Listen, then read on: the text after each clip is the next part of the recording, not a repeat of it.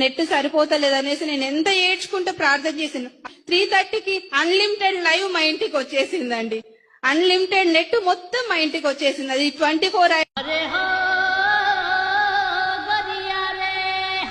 శనివారం రోజు రాత్రి అన్నం వండిన కూర వండలేదు, గ్యాస్ అయిపోయింది. ఆయన వచ్చి గ్యాస్ ముద్ద ఇచ్చిపోయిండు. ఉదయం 8 వరకే నా ఇంట్లో గ్యాస్ ఉన్నది.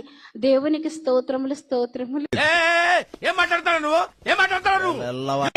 ఫ్లైట్ ఎక్కుతుంది కాక, ఈ ఫ్లైట్ ఏదైనా గానీ అది సౌండ్ వస్తే చాలు ఎక్కుతుంది కాక నేను పలికేదాన్ని. అట్లా ప్రార్థన చేసుకుని అడిగినా ఒక్క ఫ్లైట్ గురించి ప్రార్థన చేస్తే దేవుడు 4 ఫ్లైట్లు ఎక్కించండి. ఎందుకు పుడతారో కూడా తెలియదండి మనుషులు కొంతమంది.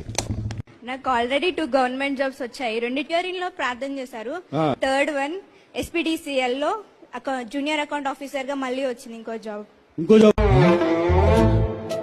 నిన్ను తిట్టాలో కొట్టాలో 20 రూపీస్ దేవుని సందులో విత్తి వెళితే ఇంటికి వెళ్లి తలుపు తట్టి తలుపు తీసి లోపలికి వెళ్ళేసరికి 25,000 రూపీస్ మరి ఆవిడకి అకౌంట్ లోకి రావటం అనేటువంటి. పాప కావాలా బాబు కావాలా? దేవుడు ఇయ్యబోతున్నాడు. గట్టిగా చెప్పు. ఇలాంటి స్కీములు పెట్టకండి రా.